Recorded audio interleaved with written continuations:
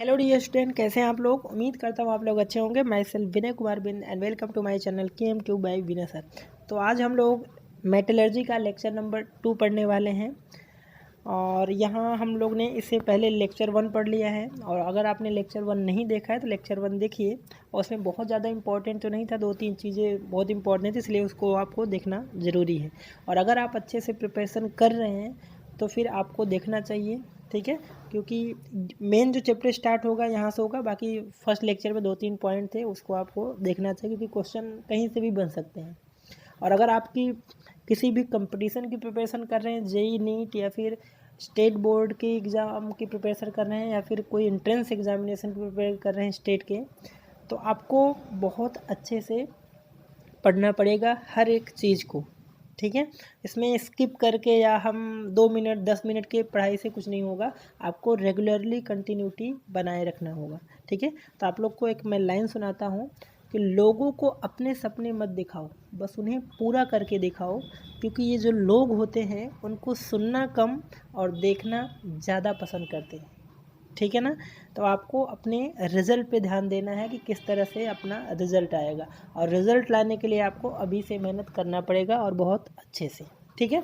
तो चलिए स्टार्ट करते हैं अपना आज का टॉपिक। तो यहाँ से देखिए, कंसंट्रेशन ऑफ ओर, यहाँ से अपना स्टार्ट करना है। तो 3 स्टेप हमने इससे पढ़े थे, उसमें सबसे पहला जो स्टेप है कंसंट्रेशन ऑफ ओर, ठीक है।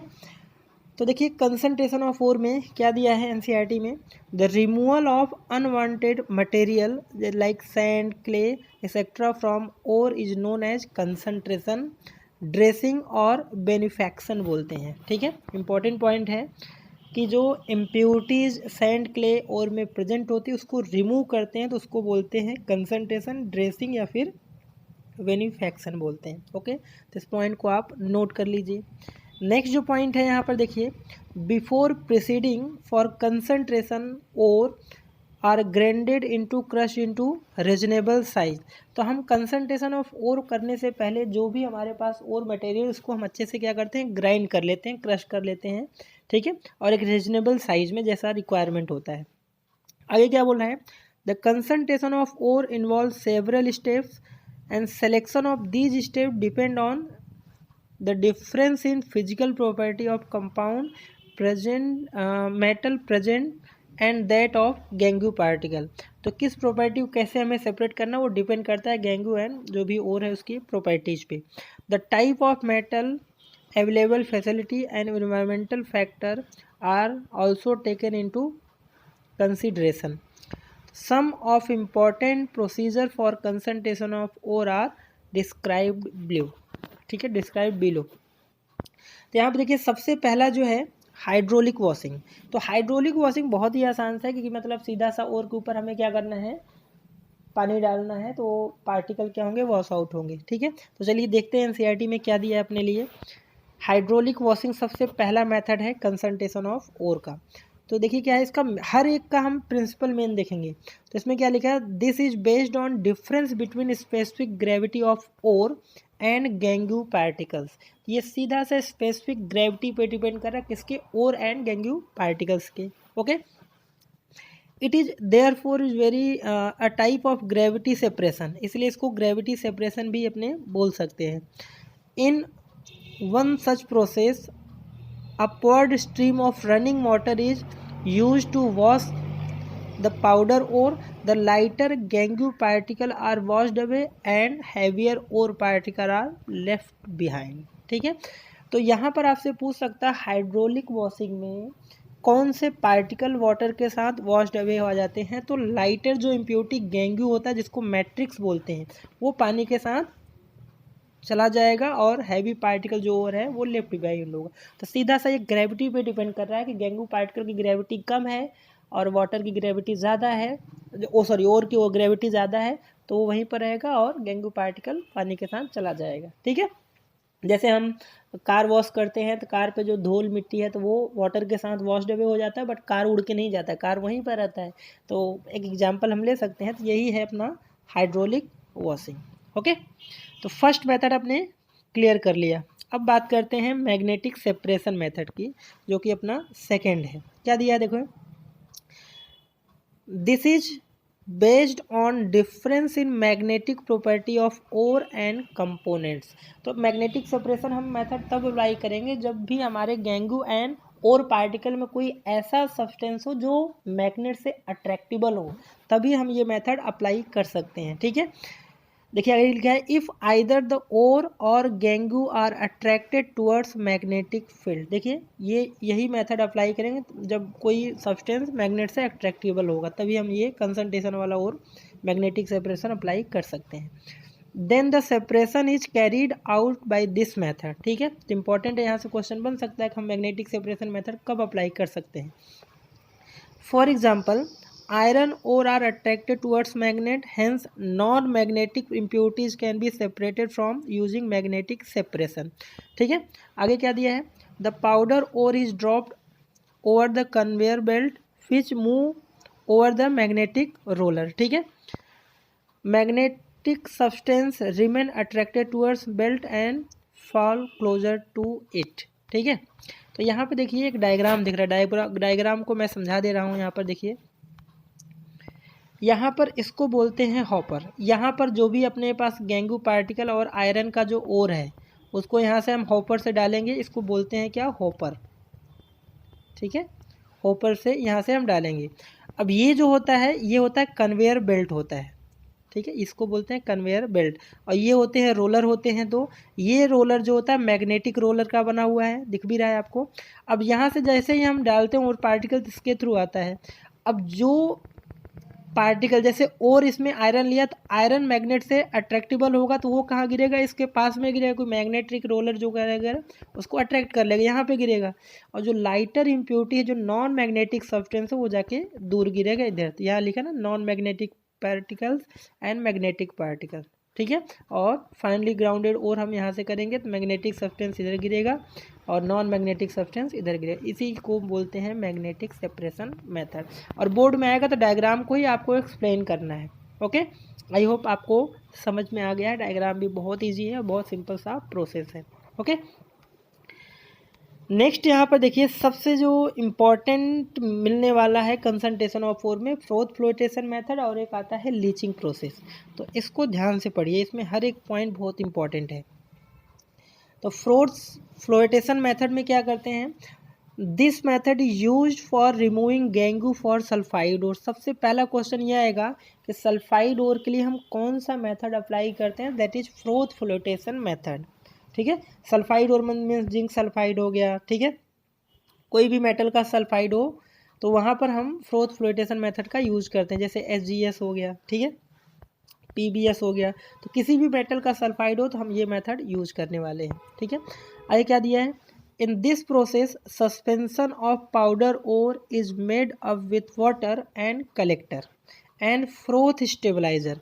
तो देखिए यहाँ पर इसमें क्वेश्चन क्या आएगा कि फ्रोथ फ्लोटेशन मेथड में कलेक्टर हम क्या यूज़ करते हैं, फ्रोथ स्टेबलाइजर कौन सा यूज़ करते हैं। तो ये सब इंपॉर्टेंट है, इस पर बहुत ध्यान दीजिएगा आप लोग।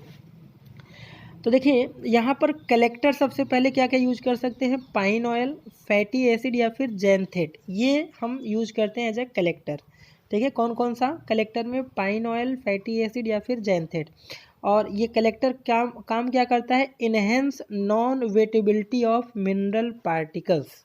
ठीक है, तो जो मिनरल पार्टिकल है उसको नॉन वेटेबल बनाता है ताकि वो गीला ना हो। तो कलेक्टर का यही काम है।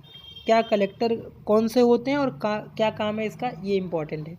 ठीक है, ये नोट कर लीजिएगा आप, इसको पॉइंट वाइज आप नोट करिए नोटबुक में अपने। नेक्स्ट है फ्रोथ स्टेबलाइजर। तो इसमें फ्रोथ स्टेबलाइजर में क्या क्या यूज करते हैं, सबसे पहले ये इंपॉर्टेंट है क्रेसॉल एनिलीन। ठीक है, स्टेबलाइज द फ्रोथ, जो फ्रोथ बनता है उसको स्टेबलाइज करता है, मतलब उसी फॉर्मेट में उसको बना के रखता है, तो उसको बोलते हैं स्टेबलाइज करना। तो फ्रोथ स्टेबलाइजर में क्रेसोल एंड एनिलीन, ठीक है, ये यूज करते हैं। तो ये भी आप ध्यान रखिए। ठीक है, क्रेसोल क्या होता है, एक कंपाउंड होता है ऑर्गेनिक OH, और यहाँ पर क्रेसोल में जैसे अर्थो क्रेसोल, मेटा क्रेसोल होता है। तो क्रेसोल बोला है तो कोई भी आप यूज कर सकते हैं।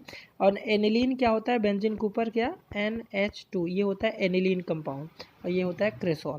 ठीक है, आगे बढ़ते हैं, क्या दे रहा है, the mineral particles become wetted by oil. जो मिनरल पार्टिकल होते हैं वो ऑयल से वेट होते हैं, while gangue particle wetted by water. तो ये भी इंपॉर्टेंट है कि हम वाटर के साथ जो हम कलेक्टर या फ्रोथ स्टेबलाइजर डालते हैं और ओर डालते हैं, तो जो ऑयल होता है वो मिनरल पार्टिकल को गीला करता है, एंड पानी जो होता है वो इम्प्योरिटीज गैंगू जिसको बोलते हैं उसको गीला करता है। A rotating paddle agitate the mixer and draw air in it, as result froth is formed while carries the mineral particle. The froth is light and skimmed off. It is then dried and recovery for ore particles. तो ये diagram मैं आपको समझा देता हूँ diagram में क्या है। मतलब देखिए, सबसे पहले तो क्या आपको यहाँ पर टैंक दिख रहा है, ठीक है। यहाँ पर एक रोटेटिंग पैडल लगा है जो इसको तेज़ी से क्या करेगा, रोटेट करेगा, ठीक है। जैसे आपने देखा है जो मिल्क से जो क्रीम निकालते हैं, ठीक है, गाँव में देखा होगा, ठीक है। तो उसको क्या करते हैं, एजिटेट करते हैं। जैसे इसमें क्या क्या डाल दिए, ठीक है, इसमें क्या क्या डाल दिए आपने, इस टैंक में ओर डाल दिया, पानी डाल दिया, बाकी कलेक्टर फोर्थ स्टेबलाइजर सब मिक्स कर दिया और इसको रोटेट किया। तो यहाँ रोटेट करेंगे तो यहाँ पे फोम बनेगा, ठीक है, जिसको फ्रोथ बोलते हैं। तो ये पूरा फ्रोथ बनेगा, ठीक है। और फ्रोथ बनेगा तो बाद में इसको स्किम्ड ऑफ करके साइड में निकाल के इसको ड्राई कर लेते हैं। तो ये जो होगा वो क्या होगा, सल्फाइड का ओर होगा, ठीक है। बाद में इसको अपने तरीके से यूज करेंगे जहाँ भी यूज होगा। और यहाँ पर हॉट एयर पास कराते हैं जो, क्योंकि इंडस्ट्रियल प्रोसेस है तो इसको तेज़ी से क्या करेगा, रोटेट करेगा। Pulp of ore and oil हम यहाँ से डाल देंगे। तो paddle draw in air and stir the pulp. तो यहाँ पे फ्रोथ है, जैसे डिटर्जेंट को पानी में डालते हैं और हाथ से मिलाते हैं तो फोम बाहर बनता है, तो वैसा ही कुछ यहाँ पर कंडीशन है। ओके, अब यहाँ से देखिए, यहाँ तक तो बात ठीक थी। अब यहाँ से एक और टर्म आता है डिप्रेजेंट, ये भी बहुत इंपॉर्टेंट है, ठीक है, कई बार ये पूछा हुआ है, ठीक है। चलो इसको देख लेते हैं। Sometime it is possible to separate two sulphide ore. जैसे मान लो टैंक में 2 सल्फाइड ओर है और हमें एक ही सल्फाइड ओर चाहिए, तो उसके लिए भी तरीका है। तो बाई यूजिंग क्या करते हैं, adjusting proportion by oil to water और यूजिंग डिप्रेजेंट। तो 2 तरीके हैं। जैसे मान लो हमारे मिक्सचर में 2 सल्फाइड ओर और हमें चाहिए एक, तो या तो प्रोपोर्शन कैसे कर सकते हैं, प्रोपोर्शन ऑयल टू वाटर को यूज़ करके हम एक को ऑब्टेन कर सकते हैं। और दूसरा तरीका है कि हम क्या करें, डिप्रेजेंट का यूज़ करें। अब डिप्रेजेंट वाला टर्म इंपॉर्टेंट है। फॉर एग्जाम्पल देके समझाया है, in case of an ore is containing zinc sulphide and lead sulphide. मान लीजिए सपोज अपना जो टैंक है उसमें 2 हैं, एक है जिंक सल्फाइड और एक है लीड सल्फाइड, ठीक है।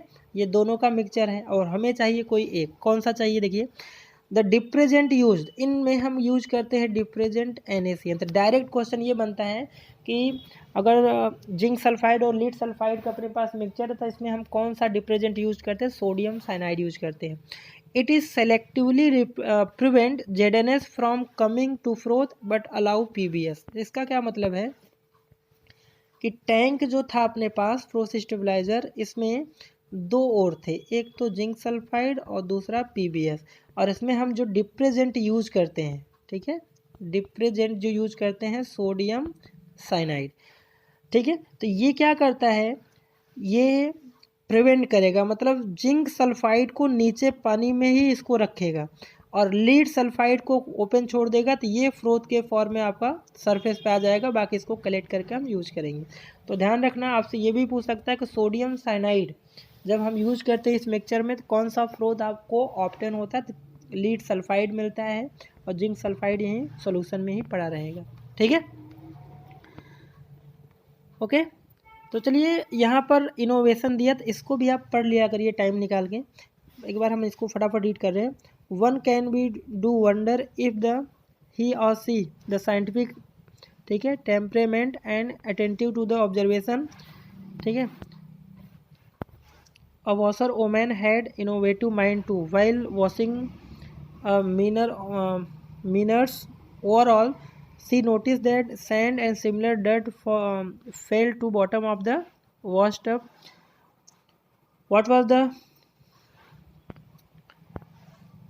the peculiar copper-bearing compound that had come to the cloth from the mines were caught in the soap suds, ठीक है, and so they came to top on the here client, ठीक है। ये बहुत ज़्यादा कुछ इंपॉर्टेंट तो नहीं है, ठीक है। यहाँ पर फ्रोथ स्टेबलाइजर इन्वेंटेड किया था, ठीक है, ये सब चीज़ें हैं, ठीक है, इन्वेंटेड द फ्रोथ स्टेबलाइजर, ठीक है। इसमें बहुत ज़्यादा कोई ऐसा कुछ इंपॉर्टेंट है नहीं, फिर भी आप एक बार रीड करिए, ठीक है। तो ये मेथड हो गया अपना फ्रोथ स्टेबलाइजर का। नेक्स्ट जो मेथड है लीचिंग, ये भी बहुत इंपॉर्टेंट है लीचिंग का, ठीक है। तो लीचिंग इज ऑफ्टन, ये फोर्थ मेथड है कंसंट्रेशन मेथड का। तो leaching is often used if ore is soluble in some suitable solvent. तो सबसे पहला क्वेश्चन ये आता है कि लीचिंग हम कब अप्लाई करते हैं, जब जो ओर हो वो ज़्यादा सोल्यूबल हो, सम सुटेबल सॉल्वेंट में ज़्यादा कुछ डिजॉल्व हो रहा हो, ठीक है, then we use leaching process. तो फॉलोइंग कुछ एग्जाम्पल दिया, 2 एग्जाम्पल यहाँ पे दिया हुआ है, ठीक है। सबसे पहला देखिए, leaching of alumina from bauxite. तो एल्यूमिना का फॉर्मूला क्या होता है, Al2O3, और बॉक्साइड एल्यूमिनियम का ओर होता है। तो लीचिंग एल्यूमिना से, बॉक्साइड से अगर मुझे एल्यूमिना करना है तो वहाँ पर हम लीचिंग प्रोसेस अप्लाई करते हैं। तो क्या देखिए इसमें क्या दिया है कहानी, the bauxite is a principal ore of aluminium, चलिए हमें पता है ये। It is usually contain silicon dioxide, जिसको सिलिका भी बोलते हैं, iron oxide and titanium oxide as a impurities. Very important कि बॉक्साइड और में कौन सी इम्प्योरिटी प्रेजेंट होती हैं, तो यहाँ पर सिलिका है, आयरन ऑक्साइड है and titanium oxide as a impurities होता है। ये सब एक क्वेश्चन है, ध्यान रखिएगा आप लोग। The concentration is carried out by heating powder और with concentrated solution of NaOH। तो आपसे ये पूछ सकता है कि लीचिंग प्रोसेस में जो बॉक्साइड से हम एल्यूमिना बनाते हैं उसमें सॉल्वेंट क्या यूज़ करते हैं, तो उसमें सॉल्वेंट यूज़ करते हैं, सुटेबल सॉल्वेंट है कॉस्टिक सोडा NaOH, ठीक है। हीट करते हैं 473 523 kelvin and 35 to 36 bar pressure, and this process is known as digestion. तो डाइजेशन यहाँ पर पहला स्टेप है। This way alumina is extracted out as a sodium aluminate. तो देखिए जो हम लीचिंग करते हैं तो उसमें सबसे पहला जो स्टेप आता है वो है डाइजेशन, और वो स्टेप अपना ये है। तो बॉक्साइड से एल्यूमिना टोटल 3 स्टेप में बनाते हैं। तो पहला स्टेप है डाइजेशन, ये आप बहुत नोट करते रहिए। डाइजेशन इसमें क्या करते हैं, एल्यूमिना को जो भी बॉक्साइड हो रहे हैं उसमें हम NaOH डालते हैं, उसको हीट करते हैं, ठीक है, टेम्परेचर दिया है, प्रेशर दिया है, और यहाँ से सोडियम एल्यूमिनेट का फॉर्मेशन होता है, ठीक है। नेक्स्ट जो स्टेप ये है स्टेप नंबर 2, ठीक है, लीचिंग का ये स्टेप 2 है। द सोडियम, क्या लिखा है कहानी देखिए, sodium aluminate present in solution is neutralise by passing CO2 gas and hydrated alumina is precipitate. तो आपसे ये पूछ सकता है न्यूट्रलाइज कैसे करते हैं, CO2 गैस को पास करा करते हैं। At this stage the small amount of freshly prepared sample of hydrated alumina is added to solution और दिस इज कॉल्ड सीडिंग। तो स्टेप 2 जो है लीचिंग का वो है सीडिंग। लीचिंग का मतलब बॉक्साइड से एल्यूमिना जब हम निकालते हैं तो उसमें जो सेकेंड स्टेप आता है that is known as seeding process, और सीडिंग आपका ये स्टेप है। ये हर एक स्टेप इंपॉर्टेंट है, ध्यान रखिए। तो यहाँ से हम सोडियम एल्यूमिनेट को क्या करते हैं, CO2 न्यूट्रलाइज कराते, पास कराते, तो यहाँ से ये चीज़ बनाता है और सोडियम बाई कार्बोनेट बनाता है। अब आते हैं स्टेप 3, लास्ट जो स्टेप है लीचिंग का। तो इसमें क्या करते हैं देखिए, हम ये जो मिला इसी को बस हीट करते हैं 1470 केल्विन पे। तो sodium silicate remain in solution, hydrated alumina is filtered, dried and heated alumina यहाँ से देखिए ऑब्टेन हो गए, ठीक है। तो ये बहुत इंपॉर्टेंट था। नेक्स्ट है अदर एग्जाम्पल, दूसरा एग्जाम्पल क्या है, in metallurgy silver and gold respective metal is leached with, ठीक है, dilute solution of sodium cyanide और potassium cyanide in presence of air which is supply oxygen, ठीक है। तो सबसे पहले गोल्ड एंड सिल्वर का लीचिंग करने के लिए कौन सा सोल्यूशन लेते हैं, सोडियम साइनाइड या पोटेशियम साइनाइड लेते हैं, ये इंपॉर्टेंट है। और दूसरी चीज़ किसके प्रेजेंस में होता है, तो एयर के प्रेजेंस में, एयर का मतलब ऑक्सीजन। और यहाँ पे देखिए the metal is obtain later by replacement, नहीं यहाँ पर डिस्प्लेसमेंट, ये नीट में पूछा हुआ है, डिस्प्लेसमेंट रिएक्शन या रिप्लेसमेंट भी बोल सकते हैं। तो यहाँ पर देखिए क्या पूछा था, सबसे पहले ये जो M है यहाँ पर हम मेटल में क्या ले सकते हैं, ये यहाँ पर या तो गोल्ड ले लो या तो सिल्वर ले सकते हो, ठीक है। तो ये आयनिक रिएक्शन लिखा हुआ है। तो ये सोडियम साइनाइड या पोटेशियम साइनाइड लेंगे तो यहाँ से वाटर एंड ऑक्सीजन करेंगे तो सबसे पहले कॉम्प्लेक्स ये बनाता है। तो कॉम्प्लेक्स आपसे पूछ सकता है MCN ट्वाइस और इसके ऊपर -1 चार्ज। ये बहुत इंपॉर्टेंट है, ये नीट में पूछा हुआ है और बोर्ड में भी पूछा हुआ है। ओके, अब यहाँ पर देखिए नेक्स्ट जो स्टेप होता है, ये जो रिएक्शन है इसको बोलते हैं डिस्प्लेसमेंट रिएक्शन। ठीक है, क्या बोलते हैं? Displacement reaction. देखिए जिंक क्या कर रहा है, इस मेटल को डिस्प्लेस कर दे रहा है यहाँ पर, और जिंक खुद यहाँ कॉम्प्लेक्स बना रहा है। तो ये भी कॉम्प्लेक्स पूछा है कि डिस्प्लेसमेंट रिएक्शन में जिंक का कौन सा कॉम्प्लेक्स बनता है, तो जिंक CN4 और -2 चार्ज है। तो ये दोनों ही कॉम्प्लेक्स जो है वेरी इंपॉर्टेंट है। ये है डिस्प्लेसमेंट रिएक्शन है, ये भी इंपॉर्टेंट है। ठीक है, तो दोनों ही साइनाइड है, एक में टेट्रा है और एक में डाई है। तो जब गोल्ड यहाँ M क्या होगा, यहाँ या तो Au होगा या तो सिल्वर होगा। ठीक है, और जिंक जब डिस्प्लेसमेंट करेगा तो यहाँ से CN4 हो जाएगा और इस पर -2 चार्ज हो जाता है। ठीक है, ये इंटेक्स के क्वेश्चन भी आप करते रहिए।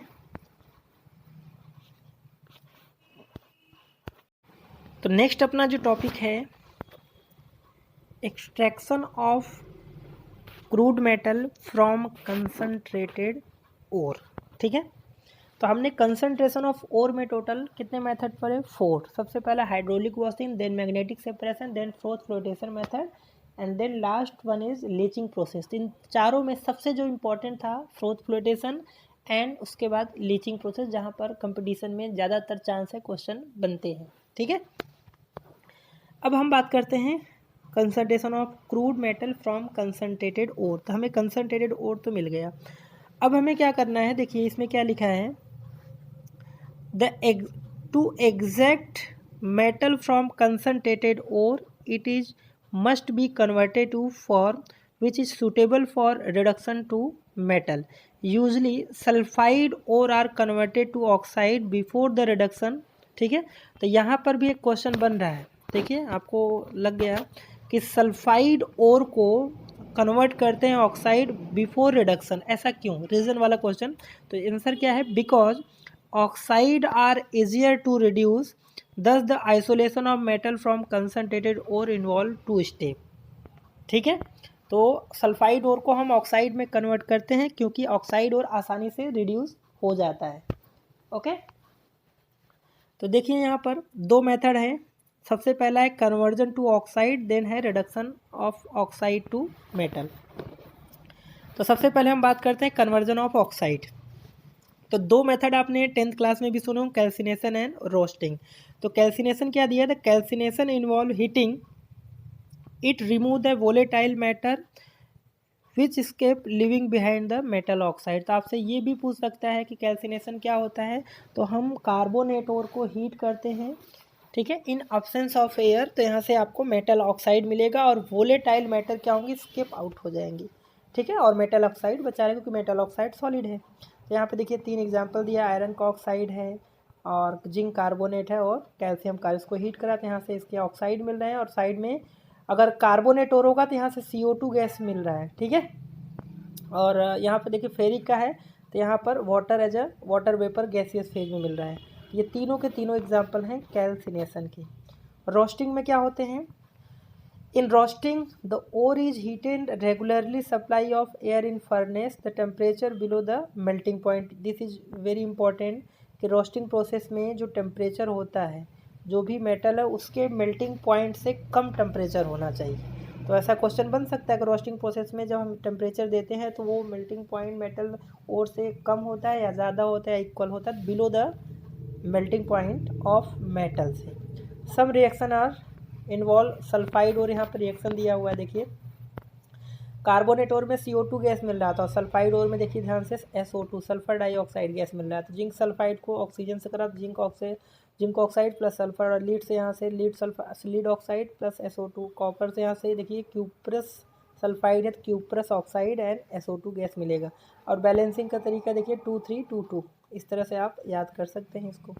ठीक है, अब यहाँ से MCQ कई बार आप बोर्ड का अगर क्वेश्चन सॉल्व किए होंगे तो मेटलर्जी से आपको यहाँ से क्वेश्चन जरूर मिलते हैं। ठीक है, तो यहाँ देखिए क्या दिया है, the sulphide ore of copper heating in reverberatory furnace. तो सबसे पहले आपको ये बनेगा कि ये जो कॉपर सल्फाइड ओर होता है जिस फर्नेस में हीट करते उस फर्नेस का नाम क्या है, रिवर्बरेटरी फर्नेस। ये इंपॉर्टेंट है। If the ore containing iron it is mixed with silica before the heating. ठीक है, अगर ओर में आयरन है सबसे पहले उसमें सिलिका मिलाते हैं, उसके बाद इसको हीट करते हैं। तो iron oxide slag as iron silicate and copper produce in form of copper matte. तो ये आपने बोर्ड का क्वेश्चन सॉल्व किया होगा या नीट का या जेई में, तो कॉपर का मैट का मिक्सचर पूछता है। कॉपर मैट किसका मिक्सचर होता है, तो कॉपर मैट में Cu2s एंड FeS। ठीक है, या तो डायरेक्ट फॉर्मूला दिया होगा, ऐसा दिया होगा ऑप्शन Cu2s प्लस FeS इसका मिक्सचर होता है, या इसी को ऐसे लिखा होगा कॉपर फर्स्ट सल्फाइड, ठीक है, और प्लस आयरन सेकेंड सल्फाइड। तो ये क्यूप्रस सल्फाइड है और ये फेरस सल्फाइड है, इनका यहाँ पर मिक्सचर होता है। और आयरन ऑक्साइड जो होता है सिलिका से मिल के यहाँ से आयरन सिलिकेट बनाता है, जो कि स्लैग होता है, स्लैग लाइटर इम्प्योरिटीज होता है। SO2 produce utilise for manufacturing, sulphuric acid में बनाने में यूज करते हैं। ठीक है, हमें इस मेथड का जानने की ज़्यादा ज़रूरत नहीं है, बस इतने पॉइंट वाइज आप ध्यान रखिएगा। नेक्स्ट है reduction of oxide to metal. हमें मेटल का ऑक्साइड मिल गया, अब हमें उसको क्या करना है, मेटल में कन्वर्ट करना है। तो reduction of metal oxide usually involve in heating it reducing agent. For example carbon ले सकते हो, कोक बोलते हो, carbon monoxide, even an other metal. Reducing agent जैसे कार्बन होगा combine with oxygen to for metal oxide. तो कोई भी मेटल ऑक्साइड है इसको कार्बन से कराएंगे तो मेटल और यहाँ से ही मिलेगा। जब फॉर एग्जाम्पल जैसे मान लो जिंक ऑक्साइड है, इसको कार्बन से कराया तो यहाँ से जिंक और प्लस यहाँ से कार्बन मोनोऑक्साइड मिल जाएगा। और अगर ZNO है कार्बन मोनोऑक्साइड से रिड्यूस, ये रिड्यूसिंग एजेंट की तरह काम कर रहे हैं, तो यहाँ से जिंक और प्लस यहाँ से CO2 गैस मिलेगा। ठीक है, दोनों केस में क्या मिल रहा है, मेटल ही मिल रहा है। आगे दिया है some metal oxides get reduce easily while other are very difficult to reduce. ठीक है, reduction means electron gain by metal, in any other case heating is required. तो यहाँ पर देखिए थर्मोडायनेमिक की प्रिंसिपल मेटलर्जी हम यूज करने वाले हैं। तो यहाँ पर देखो MCQ क्वेश्चन बनेगा, तो इसको भी कवर कर लेते हैं फटाफट। तो थर्मोडायनेमिक की प्रिंसिपल ऑफ मेटलर्जी क्या है, देखिए यहाँ पर इसमें यहाँ से भी MCQ बनेंगे। Some basic concept of thermodynamic help us to understand the theory of metallurgy transformation, गिव्स energy is most significant term to understand the variation of temperature required for thermal reduction, predict the element suit for the reducing agent, even metal oxide, gives free energy, interpretation are made. The criteria for feasibility of thermal reduction is that temperature gives energy change, reaction must be negative। सबसे पहले gives energy क्या होना चाहिए, negative. कोई भी reaction feasible है या spontaneous है तो यहाँ पर क्या चाहिए आपको, डेल्टा जी की वैल्यू नेगेटिव होता है। Change in gives energy, delta G any process is specific temperature, describe equation. ये इक्वेशन आपने 11th क्लास में पढ़ा होगा। ठीक है, अब डेल्टा जी की वैल्यू नेगेटिव किस किस कंडीशन में होगी, ताकि स्पॉन्टेनियस प्रोसेस होता है। ठीक है, तो यहाँ पे देखिए where delta H enthalpy change और delta S entropy change for process, the value of delta G negative in equation इसमें, ठीक है 6.14 only then the reaction proceed, तो ही रिएक्शन यहाँ पे प्रोसीड होगा। Delta G become negative in following situation. तो ये दो कंडीशन दिया है। तो पहला कंडीशन ये है कि डेल्टा एस की वैल्यू पॉजिटिव, यहाँ पर थोड़ा सोचना होगा, मतलब ये वैल्यू क्या हो जाए पॉजिटिव ऑन इंक्रीजिंग टेम्परेचर, और टेम्परेचर को क्या करो आप इंक्रीज करो, the value of T delta S increase है, तो ये वैल्यू ओवरऑल वैल्यू क्या होगी इंक्रीज होगी। ठीक है, ओवरऑल वैल्यू इंक्रीज होगी, so that delta H less than delta T S, and this situation में क्या डेल्टा जी निगेटिव हो जाएगा, पहला कंडीशन। दूसरा हम दिया if coupling of two reaction reduction and oxidation result negative value of delta G overall reaction, thus final reaction become feasible such a coupling easily understand. ठीक है, थ्रू द गिव्स free energy. ठीक है, बाकी यहाँ पर ग्राफिकल देखिए इलिंगम diagram बहुत इंपॉर्टेंट है, ये ज़्यादातर जेई में बनते हैं यहाँ से क्वेश्चन। तो इलिंगम डायग्राम पे मैं अलग से वीडियो बनाऊँगा। ठीक है, ये अलग ही टॉपिक है। ठीक है, तो इसको हम अलग से ही समझेंगे। बाकी यहाँ से मैं रीड तो कर दूँ बट समझ में नहीं आएगा, तो इसको हम बाद में इसको करेंगे। ठीक है, तो चलिए वीडियो पसंद आए प्लीज़ इसको लाइक करें, शेयर करें, सब्सक्राइब करें और रेगुलरिटी बनाए रखिए, तो ही आपको कुछ बेनिफिट होगा, आपके रिजल्ट पे कुछ यहाँ पर प्रॉफिट मिलने वाला है। तो आप रेगुलर रहिए और पढ़ते रहिए। Thank you.